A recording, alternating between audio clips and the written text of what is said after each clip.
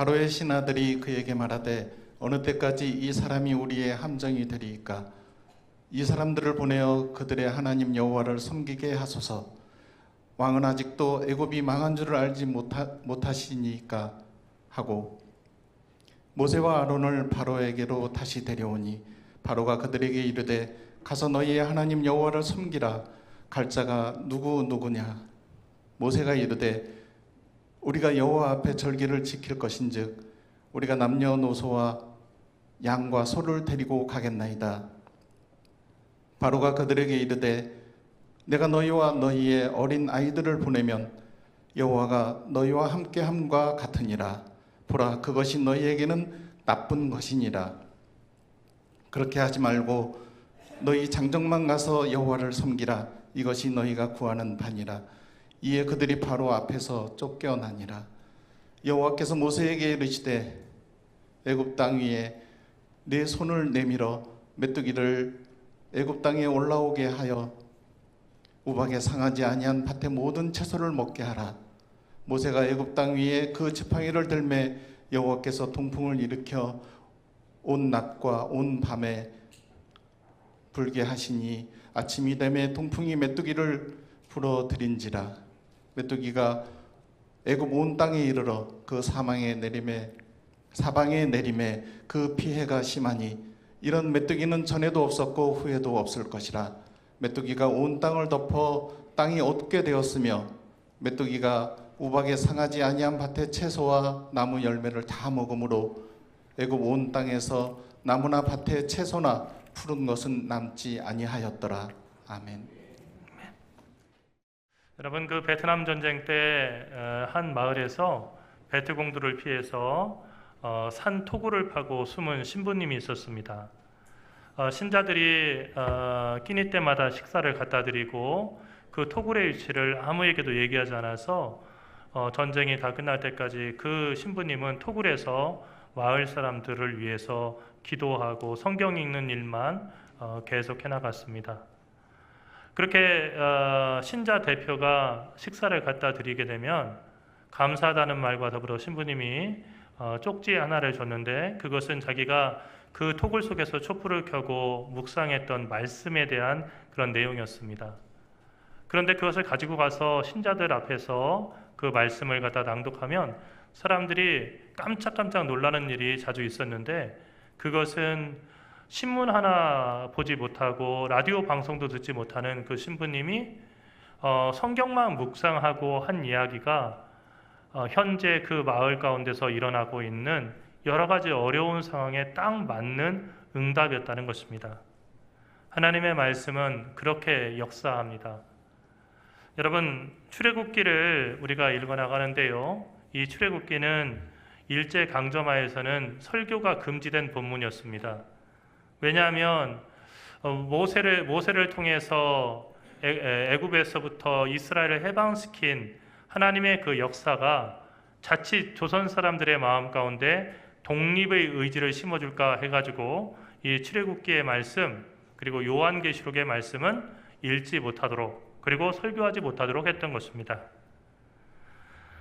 출애굽기를 읽다 보면 제가 자주 드는 질문이 있습니다. 그것은 왜 하나님께서 바로가 끝까지 고집을 부리는데도 계속해서 모세와 아론을 보내셔서 그 바로에게 이스라엘 백성을 보내도록 설득하셨을까 하는 질문입니다. 그냥 처음부터 가장 강력한 마지막 재앙을 내리실 수도 있었고 바로를 치셔서 바로를 죽게 만들어서 그렇게 하나님의 그 강력한 뜻을 나타내시고 다 순종하도록 하실 수 있었을 텐데 하나님은 그렇게 하지 않으셨습니다. 편하고 빠른 직선거리를 놔두고 먼 길을 돌아가게 하시는 것이 하나님께서 일하시는 방식이기 때문입니다. 이스라엘 백성을 에집트에서 나오게 하실 때도 그랬고 이스라엘 백성이 가나안 땅에 들어가기 전에 40년 동안 광야에서 지내게 하시는 그 시간도 역시 마찬가지였습니다. 쉬운 길을 놔두고 어려운 길을 돌아가게 하시는 것, 여기에는 하나님의 특별한 뜻이 있습니다. 이것은 하나님을 알고 하나님께서 택하신 그 백성을 인도하시는 방식일 뿐만 아니라 세상의 모든 사람들을 구원하시고 사랑하시는 하나님의 방식이기도 합니다. 하나님은 왜 이렇게 어려운 길로 돌아가실까요?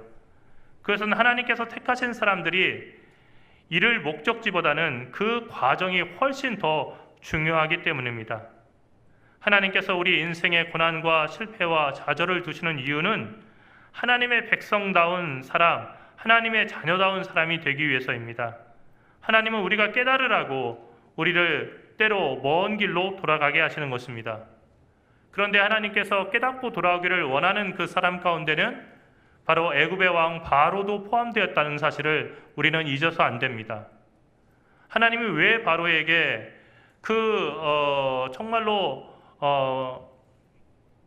불통의 화신이라고 할 수 있는 바로에게 계속해서 같은 이야기로 권고하시고 그리고 설득하셨겠습니까? 이미 3번을 방문했으면은 이 사람이 의지가 없다 생각할 텐데 7번이나 하나님의 뜻을 어긴 그 바로에게 왜 8번째 나가서 이렇게 이야기하게 하셨을까? 그것은 사람들이 볼 때 바로는 아무런 희망이 없는 불통이었다 하더라도 하나님으로서는 그도 회개하고 돌아와서 하나님의 복을 받는 하나님의 백성 되기를 원하셨기 때문입니다. 그래서 먼 길을 돌아가게 하신 것입니다. 미국의 팝 가수 밥 딜런은 노벨상을 받은 음유 시인으로 불리는 가수입니다. 이분이 부른 노래 중에 1963년도에 발표한 Blowing in the Wind라고 하는 그런 노래가 있습니다. 우리나라 제목으로도 바람만이 아는 대답이라고 하는 제목으로 번안돼서 부른 노래입니다. 그런데 그 가사는 다음과 같습니다. 얼마나 많은 길을 걸어야 사람들은 사람다워질까? 얼마나 많은 바다를 날아야 흰 비둘기는 모래에서 평안을 찾을 수 있나? 얼마나 많은 포탄이 쏟아져야 무기는 영원히 금지되는가? 친구여, 그 대답은 바람에 흩날리고 있네. 바람만이 알고 있네. 1960년대 상황을 보면 미소를 중심으로 해서 그 이념에 따라서 양대 진영으로 나누고 그리고 끝도 알 수 없는 무기 경쟁이 벌어지면서 아주 심각한 냉전 상태 속에서 언제든지 핵전쟁이 일어날 수 있는 그런 위기에 세계는 처해 있었습니다. 이런 그 세계의 한복판에서 시인은 정말로 꿈에서 보는 잠꼬대와 같은 그런 이야기로 사람들이 사람다워지기를 간절히 바라고 그리고 많은 포탄들이 쏟아져서 사람들을 죽이는 전쟁이 그치기를 간절히 바라면서 이 노래를 불렀습니다. 하지만 사람들은 그 이후로 수십 년이 지났지만은 여전히 사람다움을 회복하지 못하고 있습니다. 오늘도 우리는 인생의 길을 걷습니다. 그러면서 다양한 사람들을 만나죠. 인류가 이 지구에 발을 디딘 시간이 우주의 역사에 비하면 첨 하나도 안 된다고 합니다. 하지만 우리는 충분한 시간을 이미 걸어왔습니다. 그런데도 오늘 우리의 모습을 보면 이 음유 시인이 탄식하며 물었던 그 질문, 얼마나 많은 길을 걸어야 사람들은 사람다워질까? 얼마나 많은 포탄이 쏟아져야 무기는 영원히 금지될까? 하는 이 질문 앞에 대답하기에 매우 어렵다는 것을 알게 됩니다. 온 나라와 세계를 놀라게 할 내란을 일으켜놓고 관련자들의 증언이 쏟아져 나오는데도 자신은 아무 죄가 없다라고 무죄를 주장하며 야당만 탓하는 대통령.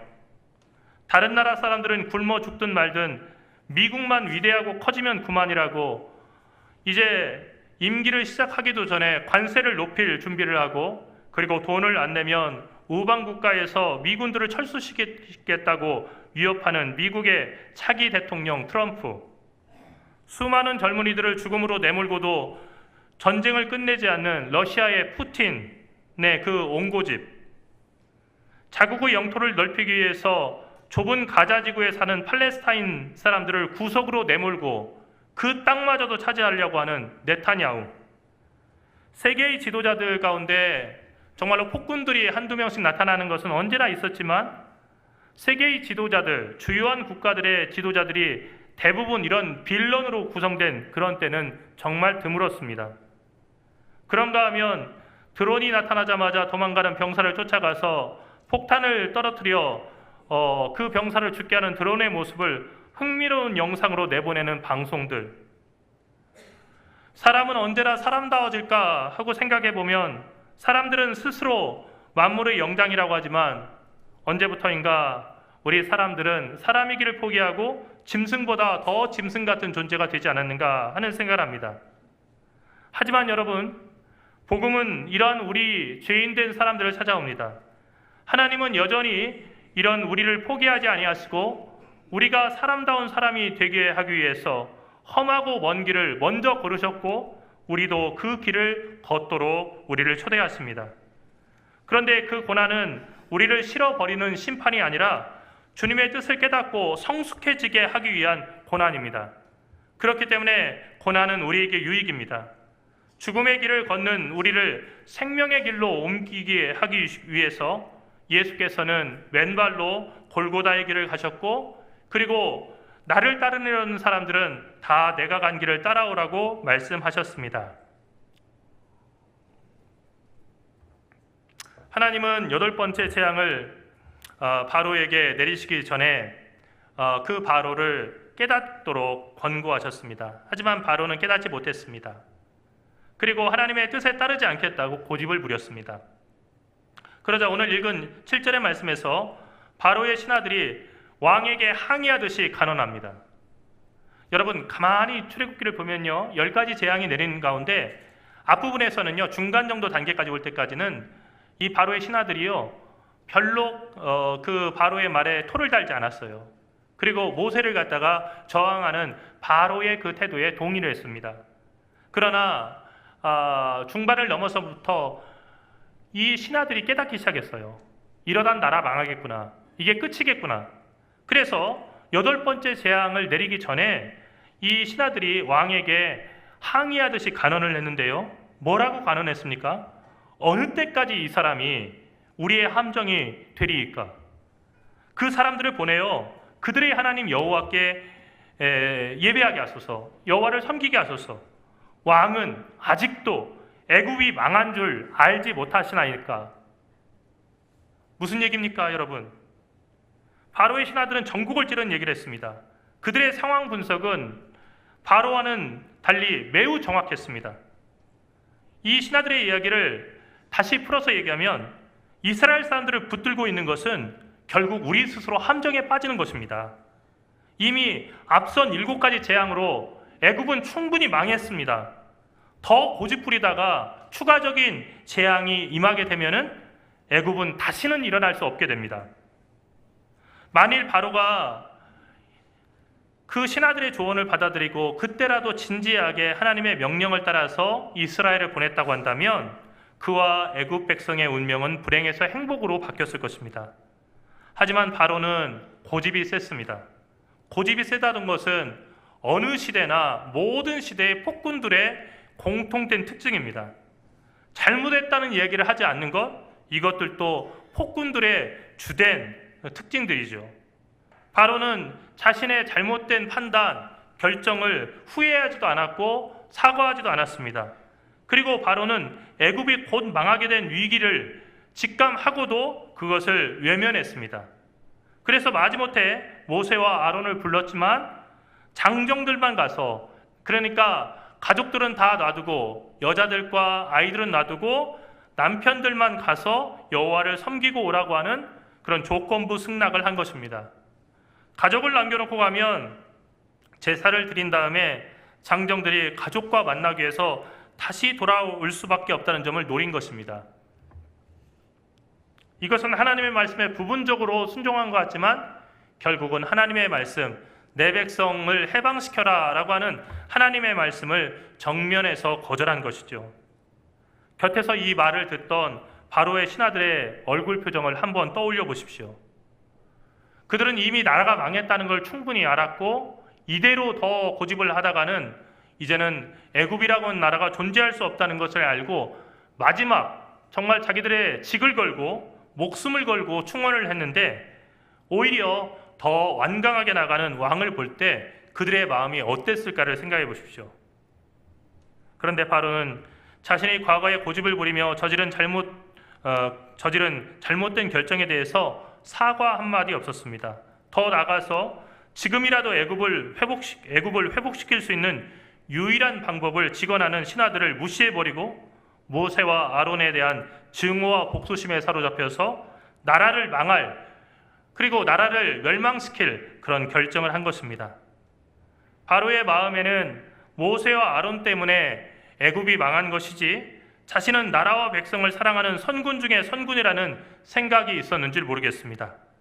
결국 하나님은 애굽 땅에 8번째 재앙을 내리셨습니다. 메뚜기를 보내셨습니다. 이 메뚜기가 밭의 채소와 곡식, 나무와 풀뿌리까지 다 먹어 없애버렸습니다. 여러분, 노벨 문학상을 받은 펄벅의 대지라고 하는 그 소설을 보게 되면 거기에 중국을 배경으로 한 농가의 그 이야기가 그려지죠. 그런데 거기에도 이 메뚜기 재앙이 그려지는데 메뚜기가 지나간 자리에는 빨간 흙과 파란 하늘밖에는 아무것도 남지 않는다는 겁니다. 여러분, 지금도 미국이라든지 세계 곳곳에서 메뚜기 재앙이 있는 곳들이 있습니다.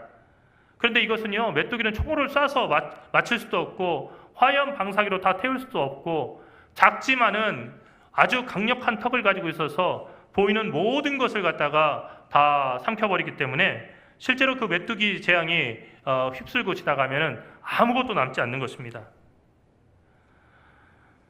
이런 재앙을 보고 바로가 다시 모세와 아론을 불러들였습니다. 그리고 말했습니다. 내가 너희 하나님 여호와와 너희에게 죄를 지었으니, 내가 너희의 하나님 여호와와 너희에게 죄를 지었으니 바라건대 이번만 나의 죄를 용서하고 너희 하나님 여호와께 구하여 이 죽음만은 내게서 떠나게 하라.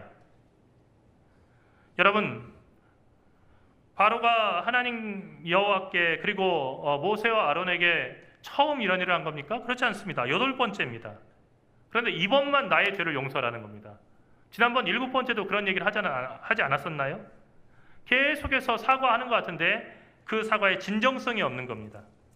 모세와 아론은 하나님께 구했고 그러자 메뚜기들이 한 마리도 남지 않고 홍해로 몰려가서 물에 빠졌습니다. 또 다른 이적이 나타난 것입니다. 하지만 그 이적이 나타나자마자 바로는 화장실 들어갈 때 마음과 나올 때의 마음이 다르다라고 하는 그런 속담이 무엇을 의미하는지를 보여주었습니다. 바로는 곧바로 다시 마음이 완악해졌습니다.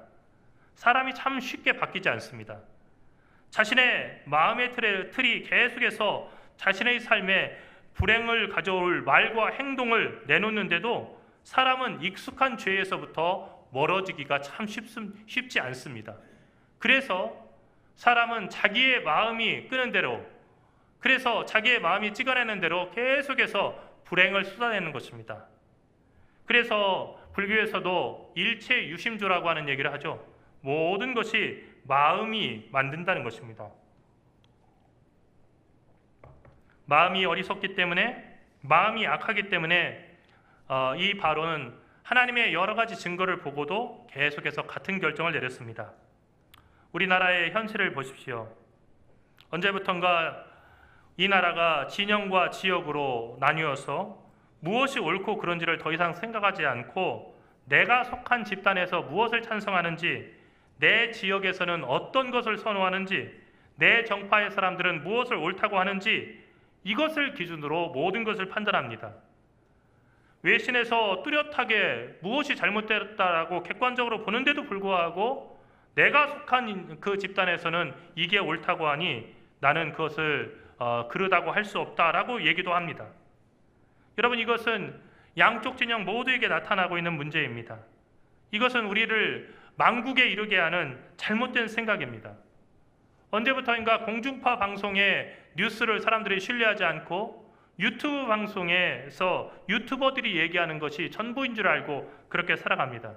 물론 공중파가 때때로 밝히지 못하는 중요한 내용을 유튜브 방송이 탐사해서 밝혀내서 정말로 보도 정신을 빛나게 하는 그런 경우도 있지만, 사실은 그 유튜버들의 그 주된 관심은 어떻게 하면 후원금을 더 받고 어떻게 하면 사람들을 자극해서 더 많은 돈을 벌까, 여기에 관심이 있기 때문에 실제로 그렇지 않은 줄을 알면서도 자극적인 이야기를 해서 사람들의 지지를 얻어내고 그것으로 인해서 자기 주머니를 채우는 것입니다.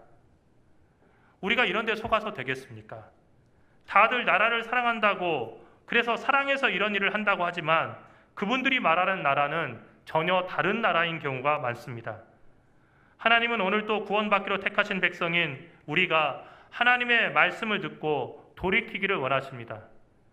하나님께는 돌이키면 좋겠을 그런 자녀가 따로 있고, 너는 돌이키지 마라 하는 자녀가 있는 것이 아니라 끝까지 단 한 사람이라도 더 구원하시기를 하나님은 원하시고, 그래서 전도에 미련한 것, 설교에 미련한 것을 통해서 사람들을 깨우치시고 돌아오도록 하시는 것입니다. 마가가 예수님의 복음을 한마디로 요약하면서 회개하라, 천국이 가까이 왔다라고 얘기했습니다. 천국이 가까이 왔다라고 하는 기쁜 소식 앞에 회개하라라고 하는 말을 먼저 배치한 것은 예수님께서 그만큼 회개를 자주 말씀하셨다는 것입니다. 예수님은 병을 고치시고 나서도 내 죄 사함을 받았느니라 라고 말씀하셨고, 귀신을 내어 쫓아주시고도 이제 내 죄 사함을 받았다라고 말씀하셨습니다. 천국의 기쁜 소식을 전하셨지만 그에 앞서서 하나님을 멀리 떠나 살아가던 사람들이 죄를 회개하고 하나님 앞에 오기를 그토록 바라셨습니다. 그리고 돌아온 아들의 비유, 탕자의 비유를 통해서 한 사람의 그 집 잃어버리고 하나님을 떠난 사람이 돌아오게 될 때 하나님이 느끼시는 기쁨이 얼마나 큰지를 감동적으로 우리에게 말씀해 주셨습니다. 이 주님께서는 오늘 또 우리 모두에게 회개하라고 말씀하십니다.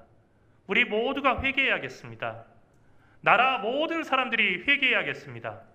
여러분, 이런 일이 일어난 것에 대해서 누구 책임이고 누구 잘못이고 누구를 처벌해야 되고 여기서 그쳐서는 안 되고, 우리 모두가 이 나라를 진심으로 사랑하지 못했던 것을 참회하고 회개해야겠고, 잘못된 결정을 내리는데 우리도 일조에 섰음을 회개하고 참회하는 시간이 되어야겠습니다. 그래서 이 위기가 변하여서 우리 모두가 하나님의 사람으로, 그리고 하나님의 뜻을 생각하면서 그분의 뜻에 순종하는 거룩한 백성으로 거듭나는 그런 일이 될 때 이 위기는 우리에게 큰 복일 것입니다. 하지만 이 위기가 반대 진영을 제거하고 나만 살아남겠다고 하는 그 싸움으로 돼버릴 때 이전 투구 양상이 되어서 결국은 우리들 각자에게 지워질 수 없는 그런 상처와 흔적을 남기게 되고 이 나라는 사분오열되고 말 것입니다. 사랑하는 성도 여러분, 세례 요한은 광야에서 메뚜기와 석청을 입고 낙타 털옷을 입고 주의 길을 예비하라, 주의 오실 길을 평탄하게 하라고 하는 이사야의 말씀을 반복해서 외쳤습니다. 지금이라도 우리도 다시 오실 주님을 위해서, 주님이 다시 오신다고 한다면 정말로 지금 우리 대한민국의 이 울퉁불퉁한 그런 땅이 아니라 평평한 땅으로 오실 수 있도록 지금 우리가 돌뿌리를 캐어내고, 그리고 움푹 패인 웅덩이를 메우며, 그리고 그 불균형한 땅들이 균형을 잡아서 평평한 땅이 될 수 있도록 먼저 우리 마음밭을 가꾸고, 그리고 우리가 맺고 있는 인간관계와 사회생활 속에서 하나님의 뜻이 이루어질 수 있도록 우리도 수고하며 애쓰는 사람, 주의 길을 준비하는 사람이 되어야겠습니다. 기도하겠습니다. 살아계신 하나님, 은혜와 사랑을 감사합니다. 하나님은 허다한 증거를 통해서 바로에게 보여주셨고 바로가 돌아오기를 원하셨지만, 바로는 재난이 끝나기가 무섭게 마음의 완고함을 다시 회복하고, 그리고 하나님을 저항하며 하나님을 거역하다가 더 큰 심판을 받았던 것을 오늘 말씀을 통해서 다시 깨닫게 됩니다. 주여, 이 땅에 살아가는 저에게 오셔서 성령의 바람이 저희의 마음에 불게 인도하여 주시옵시고, 우리 모두가 미스바에 모여서 하나님께 참회를 했던 이스라엘 백성들처럼 참회와 회개의 눈물을 흘리게 인도하여 주시옵소서. 주님, 인민재판 같은 징벌과 재앙의 소리가 광화문 이곳저곳을 울려 퍼지고 양쪽 진영으로 나눠서 서로를 저주하는 이야기들이 오가지 않게 인도하여 주시옵시고, 오로지 모두가 한 목소리로 하나님 앞에 자신의 죄를 참회하고 뉘우치며, 그럼으로써 형제를 나보다 더 낫게 여기고 서로 사랑하면서 주님의 하나 되게 하심을 회복하는 그런 기회 되게 인도하여 주시옵소서. 살아 역사하시는 우리 주 예수 그리스도의 이름으로 간절히 기도드리옵나이다.